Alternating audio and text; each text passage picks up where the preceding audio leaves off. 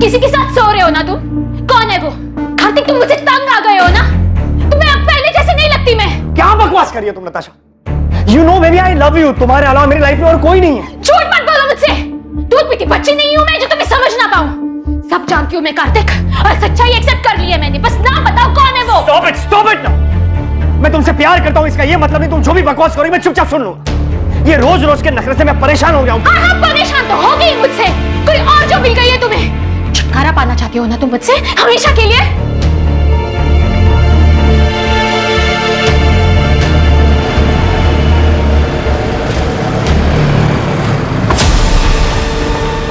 अरे कार्तिक सुन।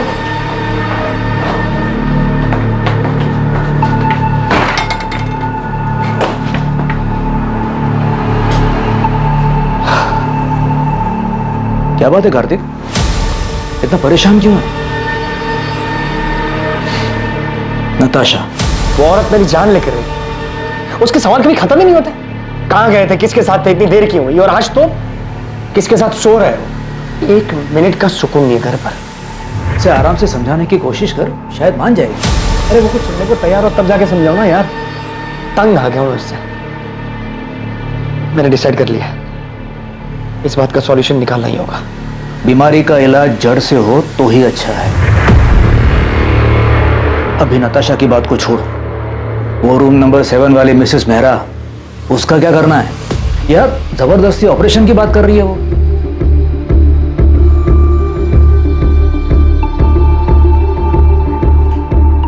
क्या हुआ? आप बहुत डिस्टर्ब लग रहे हैं। इसमें कौन सी नई बात है? फिर से झगड़ा हुआ क्या? हाँ, मेरी जिंदगी में एक ही तो परेशानी है। उसे हम पर शक है क्या? कार्तिक की बात अगर सच निकली तो क्या सच में उसका अफेयर नहीं हुआ तो? मैं अपने पति को अच्छी तरह से जानती हूँ। मुझसे उब गया है, छुटकारा पाना चाहता है वो मुझसे, पर मैं ऐसा कभी होने नहीं दूंगी। मैं तुम्हारे साथ हूं नताशा। आगे जो कुछ भी करना है सोच समझ के करना होगा।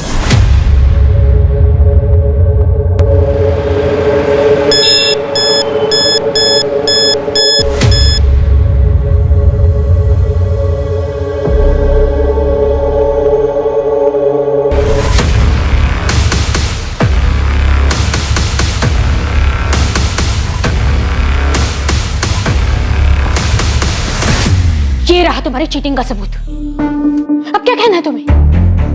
ये तुम्हें कहां से मिला? झूठ है ये।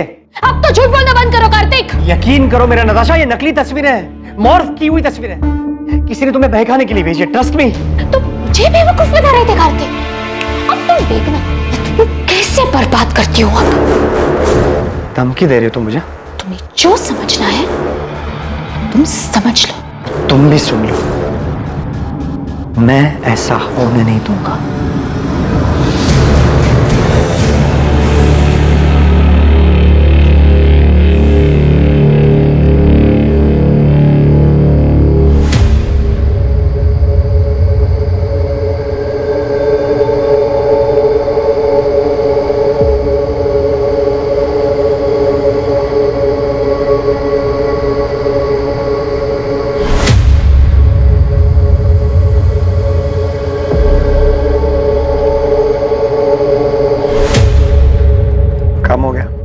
हाँ, हो गया।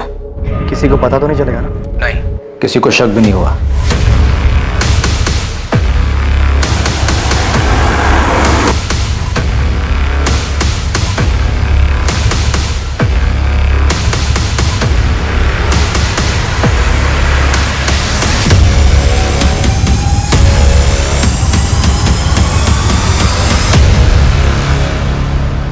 इंसान फितरत से ही पेचीदा होता है और इसकी जटिलता तब और बढ़ जाती है जब वो किसी रिश्ते में हो।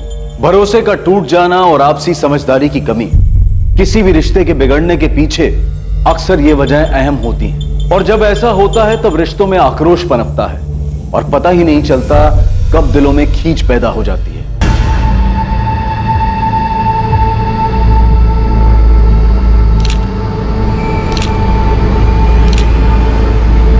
सर, विक्टिम को स्टैब किया गया है।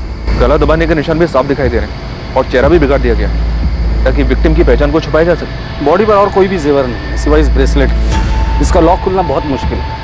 मुझे लगता है कातिल जल्दबाजी में इसे छोड़कर भाग गया। इस मर्डर का मकसद तो लूटपाट ही दिखाई दे रहा है। ये देखिए सर, विक्टिम की उंगलियों पर रिंग के निशान हैं। शायद उन लोगों ने उतार ली हो।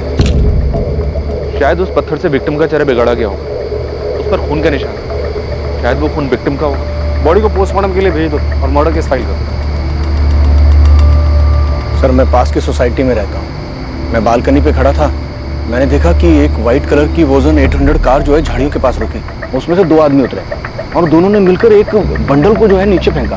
कौन थे वो दोनों? पहले कभी देखा उनको? रात बहुत थी। ऐसे भी ये जगह मेरी बालकनी से बहुत दूर है, मैं देख नहीं पाया। और कुछ देखा था? कार का नंबर या और कुछ? उनकी कार के पीछे राइट साइड के कॉर्नर में कुछ था। डिजाइन तो समझ नहीं आया, लेकिन कुछ रेडियम सा चमक रहा था, स्टिकर या समथिंग। कुछ और याद आ जाए तो हमें बता देना चाहिए। जी सर। प्रधान, सबसे पहले हमें विक्टिम की आइडेंटिटी का पता लगाना है। सभी पुलिस स्टेशन में मिसिंग कंप्लेंट चेक करो। विक्टिम की डिटेल्स, कपड़े और वो ब्रेसलेट न्यूज़पेपर और सोशल मीडिया पे डाल दो। वोजोन 800 कार का पता लगाने के लिए भी सब्जियों को काम पे लगा देते। अगर कातिल तक पहुंचना है तो हमारे पास ये सिर्फ व्हाइट कलर की हचबैक कार है। राजीव, किसी को शक तो नहीं होगा ना कि ये गाड़ी मेरी थी? तो टेंशन मत ले। अगर हम शांत रहेंगे ना तो किसी को कुछ नहीं पता चलेगा, समझा? और ये गहने का क्या करना है? तू रख ले। इस काम का इनाम समझ। बस ध्यान रखना कि इन्हें अभी बेचने की कोशिश भी मत करना।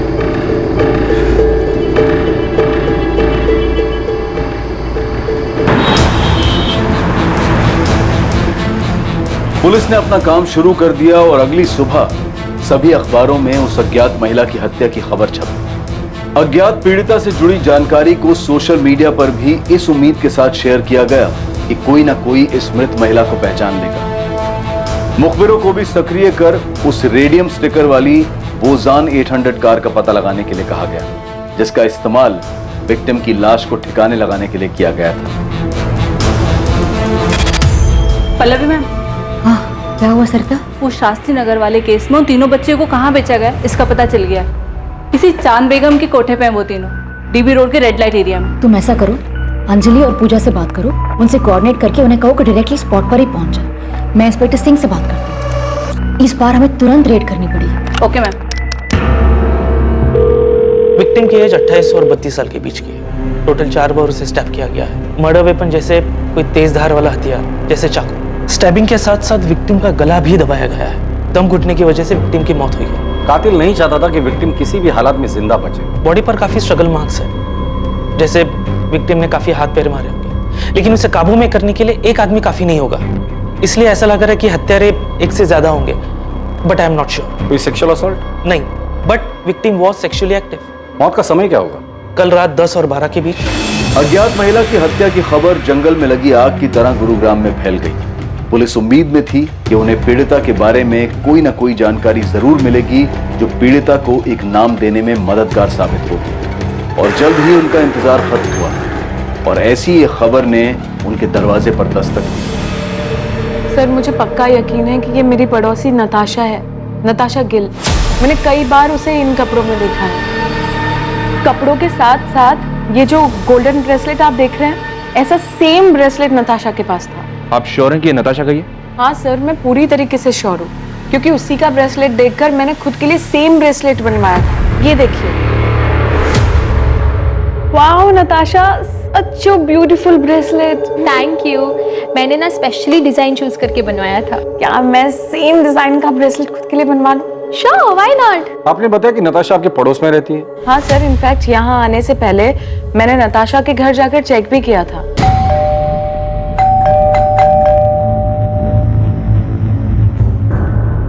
उसके बाद मैंने नताशा और उसके पति कार्तिक को फोन भी ट्राई किया, पर दोनों का नंबर स्विच ऑफ आ रहा था। ये सब देखकर मुझे लगा कि कुछ ना कुछ तो गड़बड़ है, इसलिए मैं सीधा यहाँ पर आ गई। आप मुझे कार्तिक और नताशा का नंबर लिख के दीजिए।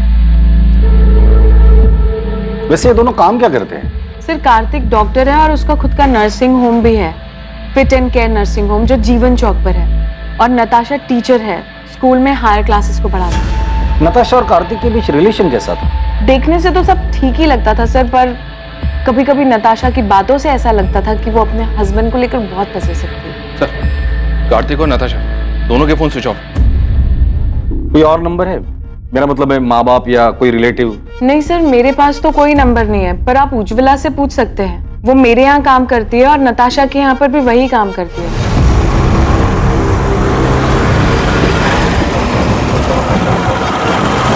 हाँ साहब, मैं ही नताशा दीदी और कार्तिक साहब के घर काम करने जाती हूँ। आज सुबह भी गई थी, उनका घर बंद था, लेकिन अक्सर ऐसा होता है कि वो लोग काम के लिए जल्दी निकल जाया करते थे, इसलिए साहब मुझे कुछ भी अजीब नहीं लगा। नताशा और कार्तिक के घर वालों के बारे में कुछ जानती हो? किसी का नंबर या पता है तुम्हारे पास? पता तो नहीं मालूम, लेकिन नताशा दीदी के माँ बाप गुरुग्राम में ही कहीं रहते हैं। उनकी माँ का नंबर है मेरे पास। इन दोनों का आपस में रिश्ता कैसे था? पहले तो बहुत अच्छा रिश्ता था, लेकिन पिछले 3 महीने से उन दोनों के बीच में काफी झगड़े हो रहे थे। 10 अगस्त को उनके यहाँ काम करने गई थी? जी। क्या तब लड़ाई झगड़ा कुछ हुआ था? हाँ साहब, उस दिन भी उन दोनों के बीच में काफी झगड़ा हुआ था। ये तुम्हें कहाँ से मिले? झूठ है ये। अब तो झूठ बोलना बंद करो कार्तिक। तुम देखना मैं तुम्हें कैसे बर्बाद करती हूँ अब। नताशा ने? क्यों? वो अफेयर वाले शक को लेकर? हो सकता है साहब। ठीक है उज्ज्वला, तुम जा सकते, जरूरत पड़ेगी तो दोबारा बुला लो। जी साहब। साहब, वो जो लाश है सच में नताशा दीदी की है? देखो, जब तक नताशा के परिवार वाले आके लाश को पहचान नहीं लेते हम कुछ नहीं कह सकते। नताशा के पेरेंट्स से बात हो गई है, वो डेड बॉडी की पहचान करने के लिए हॉस्पिटल आ रहे हैं। लेकिन सर, कार्तिक के बारे में उन्हें भी कोई खबर नहीं। अगर वो लाश नताशा की है तो बड़ी अजीब बात है। बीवी को मरे 2 दिन हो गए और पति गायब है। या तो कार्तिक भाग गया है या फिर उसके साथ भी कुछ हुआ है। ईशा, तुम्हारा असाइनमेंट कंप्लीट हुआ? कल तुम्हारी लास्ट डेट है ना? नहीं माँ। क्यों? और तुम कॉलेज भी नहीं गई आज? मेरा मन नहीं हो रहा था। अच्छा माँ, वो पापा से बात हुई? नहीं, और मुझे उनसे कोई बात करनी भी नहीं। अच्छा ठीक है, बैठो, खाना खाओ। वो तुम्हारे पापा हैं, तुम उनसे बात नहीं करोगी तो सब क्या कहेंगे? जिसे जो बोलना है बोलने दो माँ, मुझे कोई फर्क नहीं पड़ता। जो कुछ भी हुआ है उसे अब पीछे छोड़कर आगे तो बढ़ना पड़ेगा ना। ईशा, मैं तुमसे बात कर रही हूँ, फोन साइड में रखो। माँ, आपने ये मैसेज देखा क्या?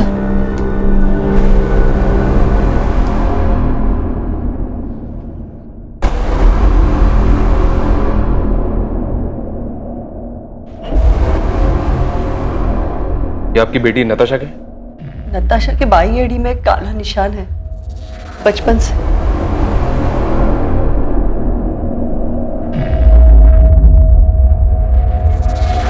नताशा, नताशा, नताशा, नताशा। सर, 4 साल पहले नताशा को मलेरिया हुआ था। तब हमने कार्तिक के नर्सिंग होम में ही उसी की एडमिशन की थी। कार्तिक और नताशा पहली बार वहीं पे मिले थे। हमें उनके रिश्ते के बारे में बहुत बाद में पता चला। कार्तिक मुझसे 12 साल बड़ा हुआ तो क्या हुआ, उसे क्या फर्क पड़ता है? हम एक दूसरे से बहुत प्यार करते हैं, ये काफी नहीं है? नताशा, तुम अभी समझ नहीं रही हो। 12 साल बहुत होते हैं, और फिर कार्तिक की एक बार पहले शादी हो चुकी है। तुम्हें उससे बेहतर लड़का मिल जाएगा। मुझे बेहतर लड़का नहीं चाहिए पापा, मुझे बस कार्तिक चाहिए। मैं कार्तिक से प्यार करती हूँ। नताशा, तुम हर वक्त अपनी मनमानी नहीं कर सकती। आखिर समाज में भी हमारी कुछ इज्जत है। पापा प्लीज एक बार सोच कर तो देखो, कार्तिक में क्या कमी है? कार्तिक अच्छा लड़का है, अच्छा कमाता है, डॉक्टर है, और सबसे बड़ी बात वो मुझसे बहुत प्यार करता है। Can I interrupt sir? Sir, मैं आपसे वादा करता हूं मैं नताशा का ख्याल रखूं। आपको कोई शिकायत का मौका नहीं दूंगा। तुम्हारा पहले डाइवोर्स क्यों हुआ था? पापा, अब पुरानी बातें उठाने से क्या फायदा? कार्तिक आगे बढ़ चुका है अब मेरे साथ, और हम एक दूसरे के साथ बहुत खुश हैं। नताशा को हम दुखी नहीं देख सकते थे, इसलिए हमें उसकी जिद के आगे झुकना पड़ा। क्या आप लोगों को पता है कि कार्तिक की जिंदगी में नताशा के अलावा भी एक दूसरी औरत थी? क्या? सर, ये क्या कह रहे हैं आप? जी हाँ, और पिछले कई महीनों से इसी बात को लेकर कार्तिक और नताशा के बीच झगड़ा हो रहा है। सर मेरी नताशा से हर दूसरे दिन बात हुआ करती थी, उसने तो कभी ऐसा कुछ नहीं कहा। सर, नताशा और कार्तिक दोनों के कॉल रिकॉर्ड्स कल सुबह तक आ जाएंगे। प्रधान, जल्द से जल्द हमें कार्तिक तक पहुंचना होगा। पहले उसकी बीवी नताशा की डेड बॉडी हमें मिलती है, फिर पता चलता है कि उसके लाइफ में नताशा के अलावा दूसरी औरत भी, और इन सब के बीच ये कार्तिक कहाँ गायब हो गया पता नहीं। हो सकता है सर कार्तिक के कॉल रिकॉर्ड से हमें उस दूसरी औरत का पता चल जाए।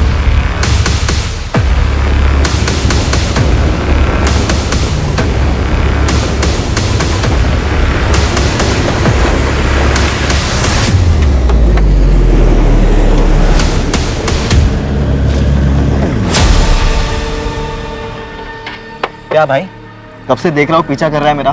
कौन है तू? अरे मेरा एक दोस्त है सतीश, मुझे लगा उसकी गाड़ी है। अबे कौन है सतीश? मैं किसी सतीश को नहीं जानता। पिछले 10 साल से ये गाड़ी मेरे पास है। ऐसे कैसे हो गया? नंबर तो वही है। अबे ये गाड़ी मेरी है। टाइम बर्बाद कर रहा है मेरा। चल निकल। फिर मुझसे ही गलती हुई होगी, नंबर गलत याद होगा। सॉरी। हाँ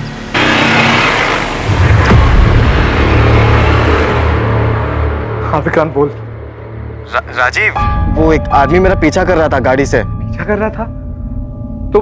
तो तूने क्या किया? मैंने उससे जब पूछा तो बोल रहा था कि किसी सतीश की गाड़ी है ये। तूने उसकी शक्ल देखी ना? वो दिखने में कैसा था? मतलब पुलिस वाला लग रहा था क्या तुझे? नहीं, पुलिस वाला तो नहीं लग रहा था वो। तू फालतू में टेंशन ले रहा। अबे हमने पीछे कोई सबूत छोड़ा ही नहीं है, कोई तुझ तक नहीं पहुंच पाएगा विक्रांत। ठीक है राजीव। सर, कॉल रिकॉर्ड्स के हिसाब से नताशा रात को 10 बजे अपने घर वाले एरिया से बाहर निकली थी। फिर उसका फोन एक जगह से दूसरी जगह लगातार मूव होता रहा, और 1 घंटे बाद तकरीबन रात को 11 बजे उसका फोन स्विच ऑफ हो गया। उसके फोन पर लास्ट कॉल रात को 9:30 बजे था सर, 44756 इस नंबर से। मतलब कॉल आने के आधे घंटे बाद वो घर से निकली, जरूर कॉलर से मिलने गई। किसका नंबर है ये? नंबर भी स्विच ऑफ है सर, इसकी भी डिटेल्स निकल पा रहा हूँ। कार्तिक का कुछ पता चला? उसके कॉल रिकॉर्ड्स क्या कहते हैं? सर 10 अगस्त की रात को कार्तिक का फोन रात को 11:50 पर स्विच ऑफ हुआ था। उसका last location new Delhi airport है। मतलब मर्डर करके सीधा भागने का प्लान था। सर कार्तिक के कॉल रिकॉर्ड में 2 नंबर्स और मिले, एक है मोना सहगल का और दूसरा है डॉक्टर अभय सचदेवा का। कार्तिक ने फोन स्विच ऑफ करने से जस्ट पहले इस डॉक्टर अभय सचदेवा को कॉल किया था। ये अभय उसी के नर्सिंग होम में उसके साथ काम करता है। और ये मोना? ये भी कार्तिक के नर्सिंग होम में नर्स है सर। कार्तिक और मोना के बीच पिछले 3 महीनों से काफी बातें हो रही थी। कार्तिक का जिसके साथ अफेयर चल रहा है वो दूसरी औरत मोना ही है। पता नहीं इस मोना को पुलिस स्टेशन बुलाओ और तुम फिट एंड के नर्सिंग होम में जाकर डॉक्टर अभय से मिलो और कार्तिक के बारे में पता करो।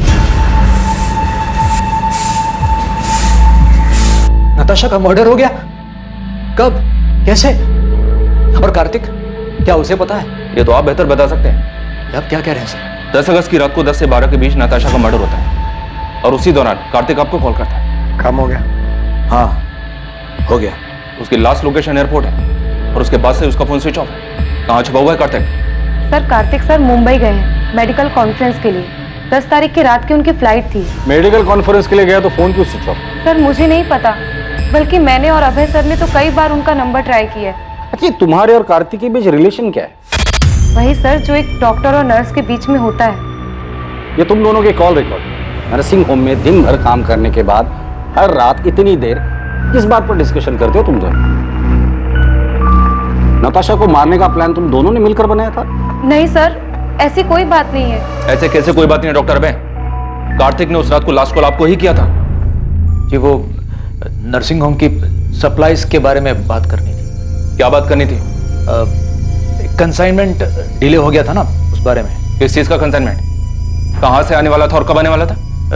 जी वो डॉक्टर अभय, आप झूठ बोल रहे हैं। अभी आप हमें सीधी तरह से बताइए कि कार्तिक ने नताशा के मर्डर के बारे में आपको क्या बोला? आप गलत समझ रहे हैं सर। मैं आपको सब सच सच बताता हूँ। हमारे हॉस्पिटल की एक नर्स ने एक पेशेंट को गलत दवाई दे दी थी, जिस वजह से उसकी कंडीशन बहुत सीरियस हो सकती थी। वो तो फॉर्चुनेटली टाइम पे पता चल गया और सब संभल गया। सर यही चेक करने, कंफर्म करने के लिए कार्तिक ने मुझे कॉल किया था। तो मतलब मर्डर के साथ साथ आप लोग मेडिकल नेग्लिजेंसी को भी कवर अप करते हैं? हाँ सर, मैं मानती हूँ कि मेरा और कार्तिक का अफेयर है, लेकिन नताशा के मर्डर के बारे में मुझे कुछ भी नहीं पता। तो मर्डर वाली रात तुम दोनों साथ में क्या कर रहे थे? तुम दोनों की सेल लोकेशन से साफ पता चलता है कि मर्डर वाली रात तुम दोनों रात 9 बजे से लेकर 11 बजे तक साथ में थे। एक्चुअली हम लोग ब्लू मून होटल में थे। लेकिन नताशा को हमारी फोटोज कहाँ से मिली? यही तो मेरी समझ में भी नहीं। धमकी भी दे रखी है मुझे, वो मुझे बर्बाद कर देगी। तो अब आगे क्या करना है? इससे पहले कि नताशा नाम का सरदर्द नासुर बने, मुझे इसका जड़ से इलाज करना होगा। तो नताशा से छुटकारा पाने के लिए कार्तिक ने नताशा को रास्ते से ही हटा दिया? सर उस रात मैं और कार्तिक साथ में ड्रिंक कर रहे थे। नताशा ने जीना मुश्किल कर दिया। हर रोज नए ड्रामे करती है। आज तो पता नहीं कहां से उसे मेरे और मोना के फोटोज हाथ लगे। लेकिन उसके पास फोटोग्राफ्स आए कहां से? पता नहीं यार कहां से मिले, लेकिन अब इस बात का परमानेंट सॉल्यूशन ढूंढना है। मतलब कार्तिक ने नताशा को मारने की बात की थी? सर मुझे नहीं पता कि कार्तिक ने ऐसा क्यों कहा, उसके कहने का क्या मतलब था, लेकिन मैं कार्तिक को अच्छे से जानती हूँ, वो ऐसा बिल्कुल भी नहीं कर सकता। सर हमने हमारे रिलेशन को सीक्रेट रखा था। अगर किसी को ये बात पता थी तो वो बस डॉक्टर अभय है। तो क्या वो पिक्चर्स डॉक्टर अभय ने नताशा को भेजी? नहीं सर, भला मैं क्यों नताशा को कार्तिक और मोना के पिक्चर्स दूंगा? वो पहले इतना परेशान था। रही बात नताशा के मर्डर की, तो सर मुझे नहीं लगता कार्तिक ऐसा कुछ करेगा। कार्तिक मुंबई में जिस मेडिकल कॉन्फ्रेंस के लिए गया है, वहां किसी को बोल के उससे बात कर सकते हैं आप? सर कार्तिक का पता चल गया है, वो अभी मुंबई में ही है, बात हो गई है उससे। वो यहाँ गुरुग्राम के लिए निकल रहा है। कार्तिक को तो पता ही नहीं है कि उसकी वाइफ नताशा का मर्डर हो चुका है। जब उसको बताया काफी चौंक गया था। क्या वाकई में कार्तिक सच बोल रहा था? क्या वाकई उसे नताशा की मर्डर की कोई खबर नहीं थी? और अगर कार्तिक को इस बारे में कुछ पता नहीं था तो उसने पिछले 2 दिन से अपना फोन क्यों ऑफ कर रखा था? या फिर यह हत्या कार्तिक की तरफ से एक परफेक्ट मर्डर था, जिसमें हत्या के वक्त उसका गुरुग्राम से बाहर मुंबई में होना सिर्फ उसकी प्लानिंग का एक हिस्सा था ताकि वो आरोपों से बच सके? इन सारे सवालों के जवाब पुलिस को सिर्फ कार्तिक से मिल सकते थे। कितनी बार बताऊं सर, मैंने फोन स्विच ऑफ नहीं किया था। मोना से मिलने के बाद मैं कैब लेकर एयरपोर्ट के लिए निकला था और गलती से फोन कैब में छूट गया। नताशा से पहले भी तुम्हारी एक शादी हुई थी, वो बीवी कहाँ है? उसकी डेथ हो चुकी है। उसी के बाद मैंने नताशा के साथ शादी की। नताशा के माँ बाप को झूठ क्यों बोला था कि तुम्हारा डिवोर्स हुआ है? मैंने झूठ नहीं बोला, नताशा ने बोला था। वो क्यों झूठ बोले? मैं कैसे बता सकता हूँ? 10 अगस्त की रात जब तुम तुम्हारे दोस्त अभय के साथ ड्रिंक कर रहे थे, तब तुमने कहा था कि नताशा का परमानेंट सॉल्यूशन ढूंढना है। अब इस बात का परमानेंट सॉल्यूशन ढूंढना होगा। और यही बात तुमने मोना से भी कही थी मर्डर वाली रात। इससे पहले कि नताशा नाम का सरदर्द नासुर बने, मुझे इसका जड़ से इलाज करना होगा। मेरे कहने का मतलब ये नहीं था सर, मैं डिवोर्स की बात कर रहा था। मैं नताशा से मिलकर आउट ऑफ कोर्ट सेटलमेंट करने की बात कर रहा था। तो इस मर्डर में तुम्हारा कोई हाथ नहीं है? मैं नताशा का मर्डर क्यों करूंगा सर? और कोई है जो नताशा को मारना चाहता हो? मुझे इस बारे में नहीं पता सर, लेकिन सर हमारी शादी से पहले नताशा का एक दोस्त हुआ करता था, अमृत। वो उसे बहुत पसंद भी करता था। इनफैक्ट हमारी शादी के बाद उसने नताशा के साथ बात करना भी बंद कर दिया था। हाँ सर, मैंने उससे बात करनी बंद कर दी थी क्योंकि मैं नताशा को पसंद करता था, लेकिन नताशा कार्तिक से प्यार करती थी। उस वक्त मैं ये देख नहीं पाया और मैंने उससे बात करनी बंद कर दी। और फिर 3 साल बाद तुम दोनों में बातें शुरू हो गई। तुम्हें लगा इस बार तुम्हारा चांस लगेगा, क्योंकि नताशा कार्तिक से नाराज थी। तूने बात करने की कोशिश की, लेकिन नताशा ने मना कर दिया और इसलिए गुस्से में आकर तुमने नताशा को मार डाला। सर मैंने किसी को नहीं मारा और ना ही मैं नताशा से प्यार करता था। 3 महीने पहले इत्तेफाकन वो मुझे एक सोशल नेटवर्क की साइट पे मिली।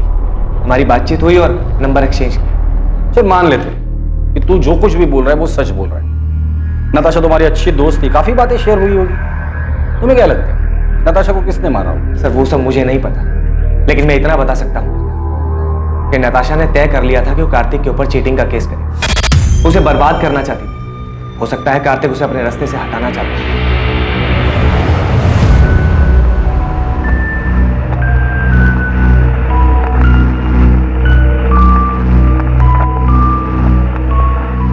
ये कार्तिक तो हमारे साथ गेम खेल रहा है। मतलब इसने हमसे कहा था कि इसकी एक्स वाइफ की डेथ हो चुकी है। तो क्या वो जिंदा है? वो जिंदा ही नहीं है सर, वो नताशा के क्रिमेशन में भी आई थी।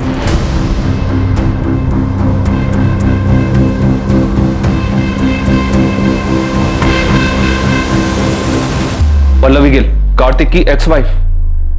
कार्तिक ने हमसे ये क्यों कहा कि उसकी एक्स वाइफ की डेथ हो चुकी है? मुझे नहीं पता। हमारे रिश्ते के बारे में सभी लोग जानते हैं, कुछ छुपा नहीं है इसमें। नताशा भी हमारे रिश्ते के बारे में जानती थी। अब लोगों को डिवोर्स क्यों हुआ? डिवोर्स नहीं हुआ है हमारा। मतलब आप दोनों का डिवोर्स नहीं हुआ था और उसके बावजूद कार्तिक ने नताशा से शादी कर ली थी? मैं जानता हूं तुम्हें हर्ट कर रहा हूं, लेकिन अब और धोखे में रखना नहीं चाहता। कार्तिक, हम तो एक साथ खुश थे ना, फिर ये अचानक से क्या हो गया? पल्लवी, मैं नताशा को शादी करने का वादा कर चुका। कार्तिक अपना मन बना चुका था। वो नताशा से प्यार करता था और मेरे पास उसे रोकने की कोई वजह बची नहीं थी। आप दोनों की शादी कब हुई? 2007 में लव मैरिज थी। दोनों का कोई बच्चा? अच्छा माँ, वो पापा से बात हुई? नहीं। वैसे नताशा की वजह से आप दोनों की शादी टूटी थी, तो नताशा के लिए आपके दिल में रंजिश तो रही होगी। नताशा के लिए रंजिश रखकर मैं क्या करती? मैंने जो किया था उसका किया तो भुगतना ही था। मतलब मैं कार्तिक की पहली बीवी नहीं हूँ ना, मैं उसकी दूसरी बीवी हूँ। क्या? तो उसकी पहली बीवी कौन है और कहाँ है? गीता नाम है उसका, रोहतक से है वो। जब कार्तिक मुझसे मिला था वो शादीशुदा था। हमारे बीच में प्यार हुआ, मैं उनके बीच में आ गई थी, तो उसने गीता को डिवोर्स दे दिया। मतलब आप कह रही है कि कार्तिक की 3 शादियां हो गई है और उसके बावजूद अभी उसका किसी और के साथ अफेयर चल रहा है? कार्तिक हमेशा ऐसे ही खुदगर्ज था, बस मैं प्यार में अंधी हो गई थी। गीता कार्तिक की पहली बीवी, उसका एड्रेस है आपके पास?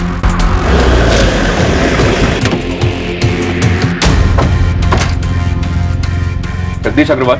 हाँ सर, मैं ही हूँ, लेकिन आप क्यों पूछ रहे हैं? 444756, ये तेरा नंबर है ना? हाँ सर, मैंने फ्री इंटरनेट के लिए लिया था। उसके फोन पर लास्ट कॉल रात को 9:30 बजे था सर। 444756 इस नंबर से। ये नंबर भी स्विच ऑफ है सर, इसकी भी डिटेल्स निकलवा रहा हूँ। अभी सच सच बोल, नताशा गिल को क्यों मारा? नताशा? सर ये कौन है और मैं किसी को क्यों मारूंगा? तू एडीआई कॉलेज में पढ़ता है ना? नहीं सर, मैं तो एसआरवी कॉलेज में पढ़ता हूँ। सर मुझे नहीं पता आप किस मर्डर की बात कर रहे हो। मैं किसी नताशा को नहीं जानता, और इंटरनेट यूज करने के बाद मैंने वो सिम कार्ड फेंक दिया था सर। और तेरी इस लापरवाही की वजह से किसी ने उस सिम कार्ड का इस्तेमाल करके बहुत सफाई के साथ मर्डर कर दिया। सच सच बता, नताशा के मर्डर में कहीं तेरा हाथ तो नहीं? दिमाग खराब हो गया तेरा?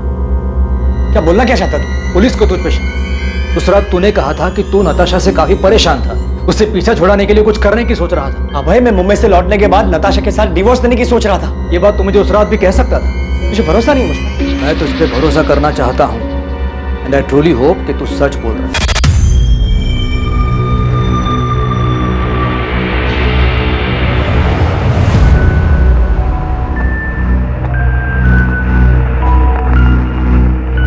कार्तिक, पुलिस को अब भी तुम पर शक है क्या? उनका शक इतनी जल्दी खत्म नहीं होगा। तो अब आगे क्या करना है? You don't worry, मैंने कुछ सोच कर रखा है।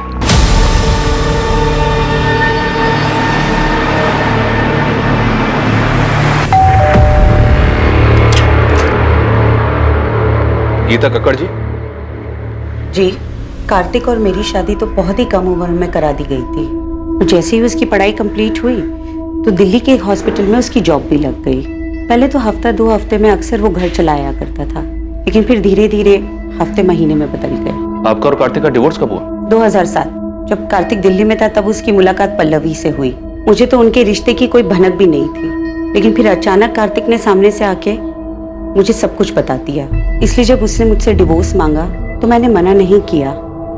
कार्तिक का काम अच्छा चल रहा था, तो मुझे लगा कि वो हमारी बेटी को एक अच्छी जिंदगी दे पाएगा, इसलिए मैंने हमारी बेटी की कस्टडी उसे सौंप दी। आपकी और कार्तिक की एक बेटी भी है? जी हाँ, ईशा गिल। और वो अपने पापा कार्तिक और पल्लवी के साथ ही तो रहती है। लेकिन कार्तिक और पल्लवी दोनों ने हमें ईशा के बारे में तो कुछ नहीं बताया। कार्तिक आखिर झूठ क्यों बोल रहा था? क्या वो खुद को बचाना चाहता था या फिर किसी और को? पल्लवी से मेरी शादी हुई तब ईशा 7 साल की थी। शुरुआत से ही मैंने ईशा को अपनी बेटी माना था। मैंने और कार्तिक ने दोनों ने मिलकर इसे बड़ा किया है। लेकिन फिर पापा की जिंदगी में नताशा आई और सब कुछ बिखर गया। मैं ईशा को अपने साथ रखना चाहता था, उसे कभी छोड़ना नहीं चाहता था। लेकिन मैं माँ को छोड़कर कहीं नहीं जाना चाहती थी, खासकर उस नताशा के साथ रहने के लिए, जिसकी वजह से मेरी माँ को इतनी ठेस पहुंची। मैंने वो घर छोड़ा था, लेकिन ईशा को कभी नहीं छोड़ा। वो मेरी इकलौती औलाद है। मेरे लिए मेरी फैमिली सिर्फ मेरी माँ है सर, और कोई भी नहीं। और अगर पापा को मेरी इतनी चिंता होती तो वो मुझे छोड़कर कभी नहीं जाते। कार्तिक, पल्लवी और ईशा तीनों से बात करके सिर्फ फैमिली ड्रामा सामने आ रहा है। अभी तक हमारे पास किसी के खिलाफ कोई सबूत भी नहीं है और ना ही कोई वजह। सर, कार्तिक के कॉल रिकॉर्ड्स के हिसाब से भी उसकी और नताशा की लोकेशंस अलग अलग है। मैंने पल्लवी और ईशा के कॉल रिकॉर्ड्स भी स्टडी की। इंसिडेंट के वक्त ये दोनों घर पर ही थे। इनके अलावा डॉक्टर अभय, नताशा का फ्रेंड अमृत और नर्स मोना, इनके खिलाफ भी कुछ नहीं मिला। तो प्रधान, नताशा को मारा किसने? किसने की होगी इतनी जबरदस्त प्लानिंग जो हमारे हाथ ही नहीं लग रहे? साहब अंदर आऊं क्या? आजा बहादुर, कुछ अच्छी खबर है तो बता। साहब, हमने गुरुग्राम में आपकी सफेद कार को पूरी तरह छान मारा, लेकिन किसी भी कार पे वो स्टिकर नहीं दिखा सर। यहाँ तक कि एनसीआर इलाके में भी ढूंढा, लेकिन वो स्टिकर वाली कार नहीं दिखी सर। और नताशा के गहनों के बारे में कुछ पता चला? अभी मार्केट में आए नहीं है। और सर वो सुपारी वाले एंगल से भी कुछ मिला नहीं। तुमने कहा था कि गुड़गांव में 3 ओजोन 800 सफेद कार्स हैं, लेकिन किसी पर भी स्टिकर नहीं है, पता है मुझे। उन कार और उसका नाम और एड्रेस है तुम्हारे पास? हाँ साहब, वो तो मैंने पहले ही पता कर लिया। मुझे लगता है कातिल ने वो रेडियम स्टिकर निकाल दिया होगा। प्रधान, इन तीनों की हिस्ट्री निकालो और उठाकर लेकर आओ। मुझे लगता है इन तीनों में से कोई एक तो हमारे काम का आदमी है।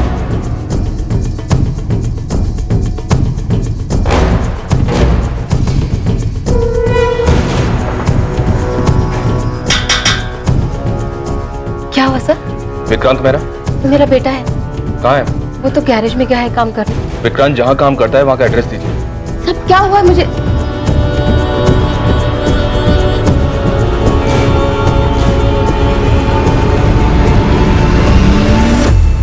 विक्रांत गैरेज में नहीं है, और कहाँ जा सकता है? मुझे नहीं पता साहब। सर, ये देखिए सर, ये विक्रांत के कमरे से मिला है। जूतों के डब्बों में छुपा कर रखा गया था। और सर, विक्टिम के पति ने जो हमें फोटो दी थी उससे ये मैच करता है सर। ये इतने महंगे गहने, ये किसके है साहब? उस औरत के जिसका खून आपके बेटे ने किया। खून?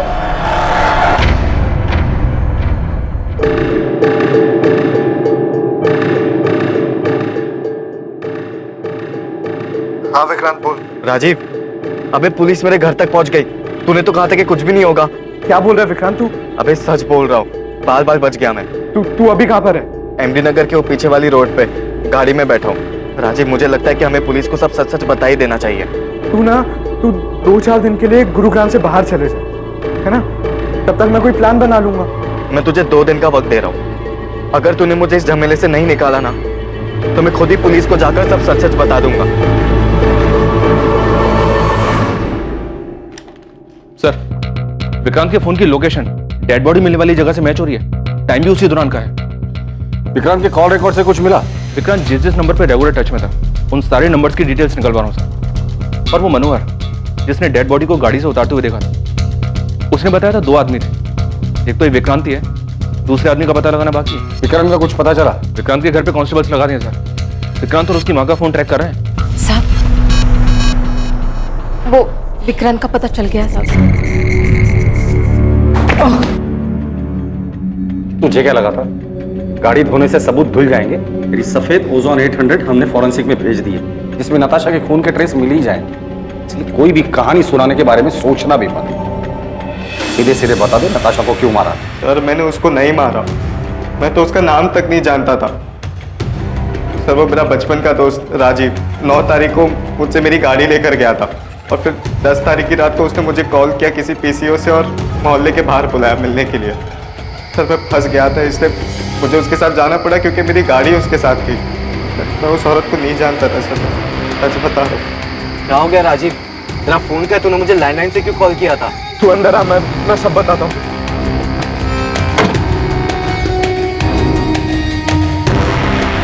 राजीव, तू इतना बौखलाया हुआ क्यों है? कुछ बताएगा मुझे क्या हुआ?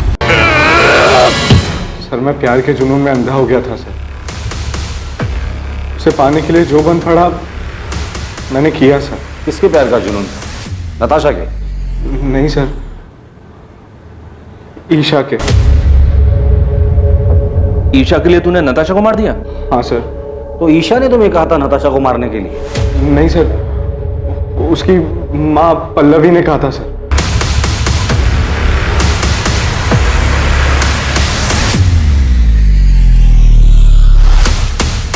पल्लवी मुझे बिल्कुल पसंद नहीं करती थी, क्योंकि मैं उसकी बेटे के स्टेटस के बराबर नहीं था। मैं और राजीव पिछले 6 महीने से डेट कर रहे थे, पर माँ हमारे रिश्ते से खुश नहीं थी।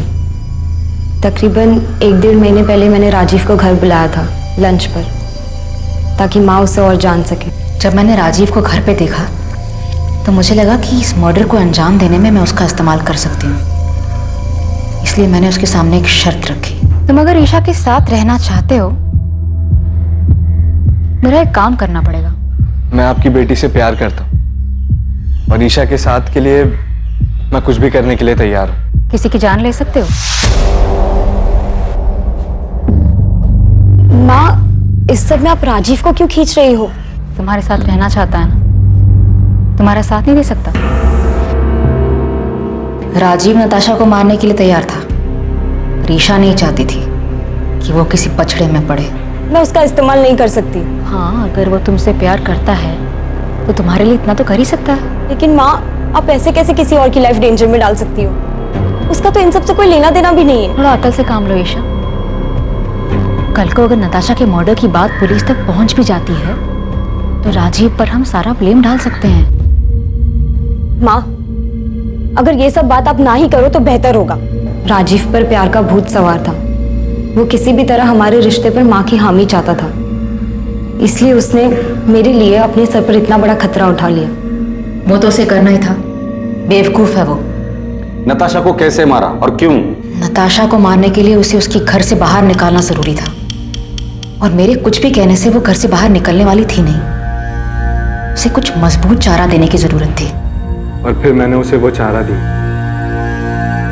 ईशा की माँ कार्तिक और मोना के बारे में सब जानती थी, उसे सब पता था उनके अफेयर के बारे में। और यही बात मैंने एक अज्ञात कॉलर बनकर नताशा के कान में भरी। मैं उसे एक ऐसे नंबर से कॉल और मैसेज करता था जो मेरा नहीं था, मुझे कहीं पड़ा मिला था। और आगे का प्लान ये था कि धीरे धीरे मैं नताशा का विश्वास जीत लूँगा। और इन सब के लिए मुझे कार्तिक और मोना की एक पिक्चर चाहिए थी।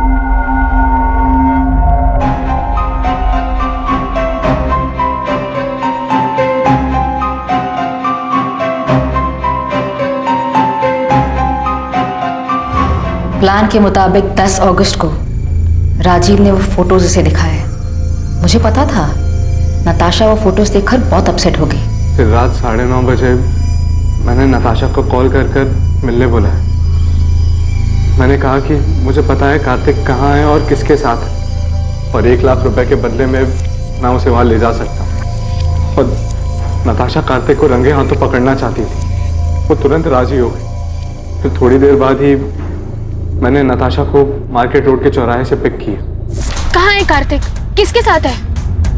मैं आपको वहीं लेके जा रहा हूँ। आप पैसे लाए हो? हाँ, पूरे 1 लाख है, पर काम हो जाने के बाद। ये कहाँ लेके आ गए हो तुम मुझे? यहाँ जंगल के बीच में तुमने गाड़ी क्यों रोक दी? बस 1 मिनट। पल्लवी, ईशा, तुम दोनों यहाँ पे क्या कर रहे हो?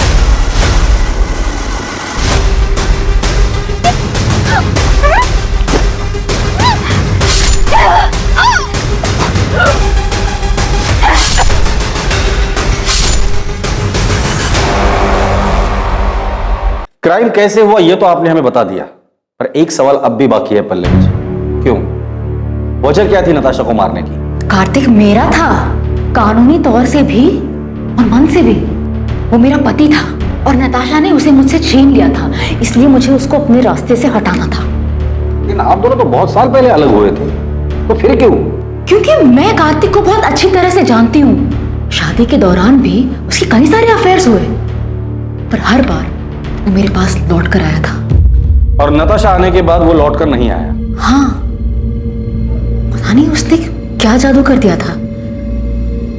जब पहली बार मुझे कार्तिक ने बताया नताशा के बारे में कि वो उसे शादी करना चाहता है, तो मैंने उसकी बात मानी नहीं, क्योंकि मुझे तब भी उम्मीद थी कि वो मेरे पास वापस लौट कर आएगा। पर उसने शादी की, और तब मुझे बहुत बड़ा धक्का लगा। माँ इस बात को मान ही नहीं रही थी कि पापा ने शादी कर ली। उन दिनों इन्हें संभालना बहुत मुश्किल हो गया था, जैसे इन्होंने अपना संतुलन ही खो दिया हो। और इन सब के जिम्मेदार मेरे पापा थे, इसलिए मैं उनसे आज भी उतनी ही नफरत करती। धीरे धीरे सब ठीक होने लगा था, माँ की तबीयत भी संभलने लगी थी। पर कार्तिक गिल को हमारी खुशियां कहाँ मंजूर थी। कार्तिक, इतनी देर रात तुम यहाँ क्या कर रहे हो? पल्लवी, मैं तुमसे सॉरी। सॉरी पल्लवी। अंदर चलो, आराम से आराम से। क्या हाल हालत बना रखी है तुमने। Miss you Pallavi, I miss you. क्या कह रहे हो तुम ये? सच बोल रहा हूं, मेरी जिंदगी में तुम्हारी जगह और कोई नहीं ले सकता। इतने सालों बाद अब तुम्हें मेरी याद आई है? तुम ही तो गए थे ना मुझे छोड़कर। गलती हो गई मुझसे, मैं देखो आज वापस भी तो आया हूं। आज मेरे पास सब कुछ, नताशा, मोना, फिर भी मैं बहुत अकेला हूं।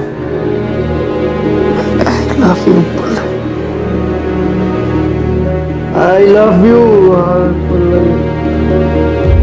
कार्तिक के साथ वो रात गुजारने के बाद मेरी समझ में आ गया था कि कार्तिक अब भी मुझसे प्यार करता है और नताशा ही हमारे रास्ते का कांटा थी।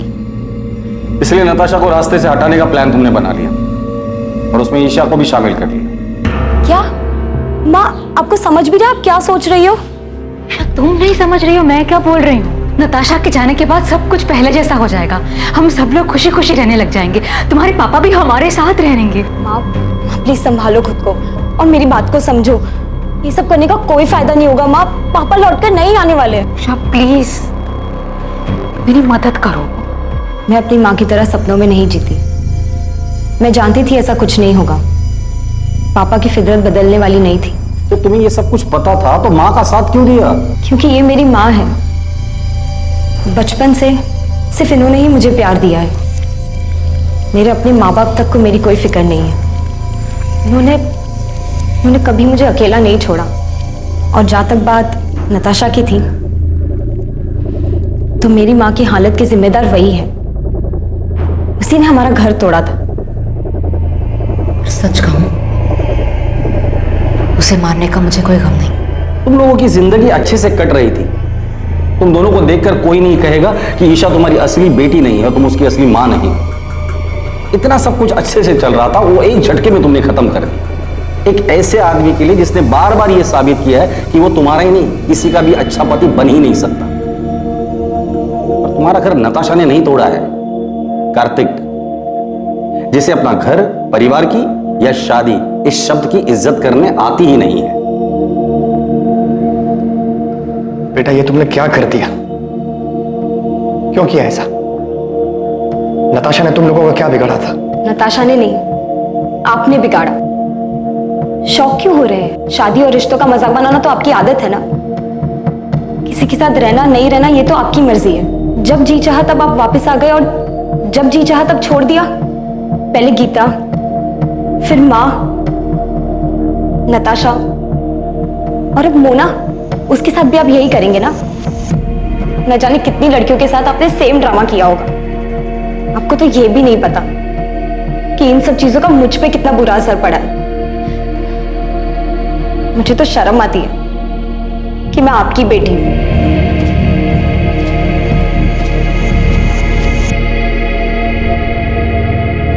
पल्लवी गिल, उसकी बेटी ईशा गिल और ईशा के बॉयफ्रेंड राजीव वालिया को नताशा की हत्या के आरोप में आईपीसी की धारा 302 और सबूत मिटाने के लिए आईपीसी की धारा 201 के तहत बुक किया गया है। राजीव का फ्रेंड विक्रांत मेहता, जो कि अपराध में इस्तेमाल हुई कार का मालिक था, उस पर आईपीसी की धारा 201 के तहत आरोप लगा है। पल्लवी हर हाल में कार्तिक को पाना चाहती थी, जिसके लिए उसने बिना कुछ सोचे समझे नताशा की हत्या कर दी। पल्लवी भावनात्मक रूप से उस हद तक पहुंच गई थी जहां तर्क और समझदारी बेकार लगने लगे थे, जहां पल्लवी को अपराध ही एकमात्र जरिया दिखाई दे रहा था और उसने इस जुर्म में ईशा को भी भागीदार बना लिया। बेशक पल्लवी गलत थी, लेकिन वो अकेली गलत नहीं थी। अगर ईशा चाहती तो अपनी मां को समझाकर इस जुर्म को होने से रोक सकती थी, लेकिन उसने भी अपने अंदर की कड़वाहट के कारण समझदारी, लॉजिक और कॉमन सेंस को दरकिनार कर दिया। भावनात्मक रूप से उथल पुथल होने के वक्त लिया गया हर फैसला इसमें शामिल लोगों के लिए हमेशा तबाही लाने वाला ही होता है। फिर मुलाकात होगी एक और नए केस के साथ। देखते रहें क्राइम पेट्रोल सतर्क, और याद रखें, क्राइम और आपके बीच में सिर्फ इतना फर्क है कि आप कितने सतर्क हैं। सतर्क रहें, सुरक्षित रहें। जय हिंद।